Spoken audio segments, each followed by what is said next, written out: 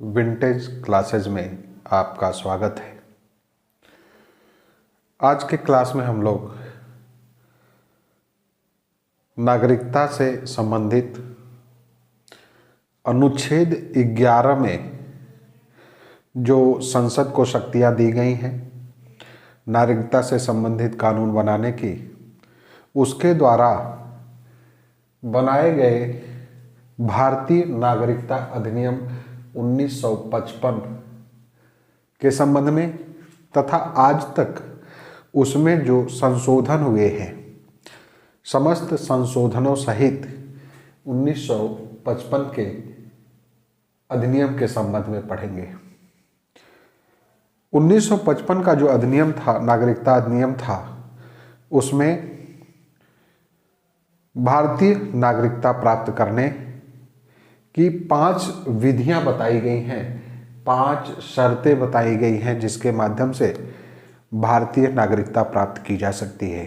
ठीक है, जन्म से, वंश के आधार पर, पंजीकरण द्वारा, प्राकृतिक रूप में और क्षेत्र समाविष्टीकरण द्वारा, मतलब क्षेत्र, किसी प्रदेश के क्षेत्र को मिलाकर। तो इस तरह से आज हम लोग आज के क्लास में इसमें से 2 के आधार पर भारतीय नागरिकता कैसे प्राप्त की जा सकती है, इसके संबंध में विस्तृत अध्ययन करेंगे।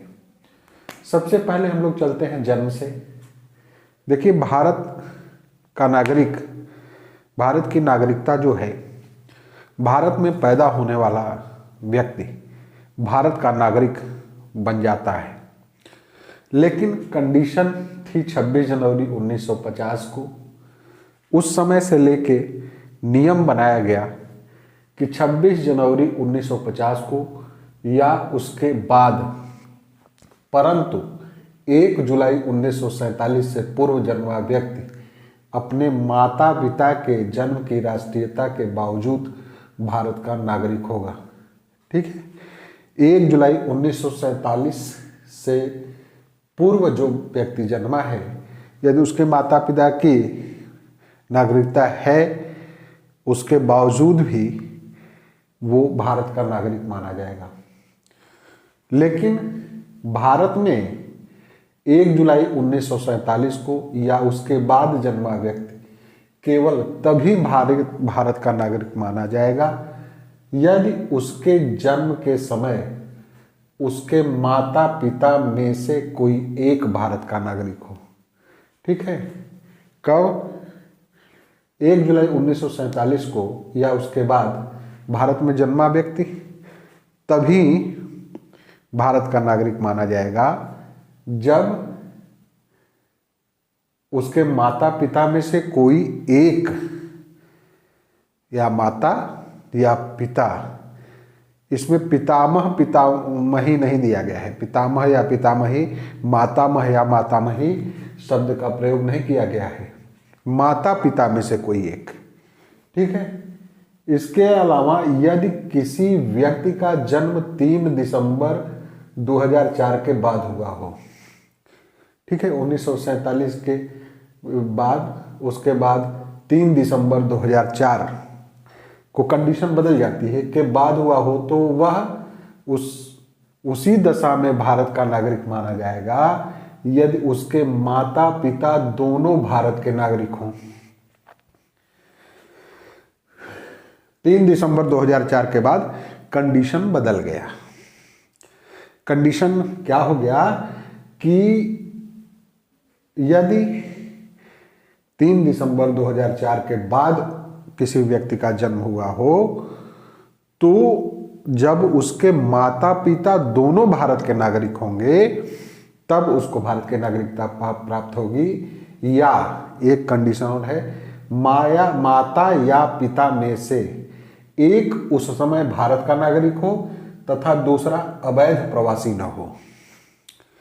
ठीक है, इसमें एक कंडीशन यह होगा कि मान लीजिए प्रवासी है, प्रवासी भारतीय है, तो अवैध न हो, वैध भारतीय प्रवासी हो, और उसमें से एक, और एक जो है भारत का नागरिक होना चाहिए माता पिता में से। ठीक है, अब भारत में पदस्थ जो विदेशी राजनयिक हैं वो उनके बच्चे भी यदि पैदा होते हैं तो वो जो है भारत के नागरिक नहीं माने जाएंगे और शत्रु देश के बच्चों को भारत की नागरिकता प्राप्त करने का अधिकार नहीं है। ठीक है।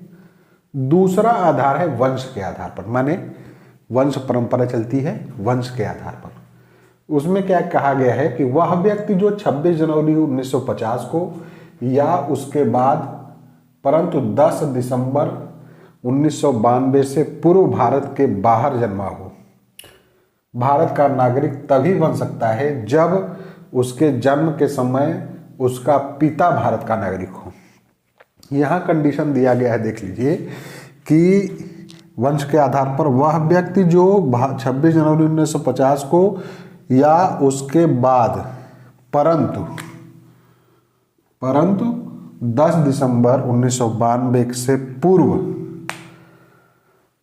भारत के बाहर जन्मा हो, भारत का नागरिक तभी माना जा सकता है जब उसके जन्म के समय उसका पिता भारत का नागरिक हो, माता शब्द का प्रयोग नहीं किया गया है। ठीक है। उसका पिता 10 दिसंबर 1992 से पूर्व भारत के बाहर जन्मा हो और उसका पिता भारत का नागरिक हो, तभी वह भारत का नागरिक हो सकता है। 10 दिसंबर 1992 को या उसके बाद जन्मा व्यक्ति तभी भारत का नागरिक बन सकता है जब उसके जन्म के समय उसके माता पिता में से कोई एक भारत का नागरिक हो। 10 दिसंबर 1992 के बाद यदि वो भारत के बाहर जन्मा है तो उसके माता पिता में से कोई एक भारत का नागरिक होना चाहिए। 10 दिसंबर से पूर्व उसका पिता भारत का नागरिक होना चाहिए, माता शब्द का प्रयोग नहीं किया। आगे हम लोग देखते हैं कि 3 दिसंबर 2004 के बाद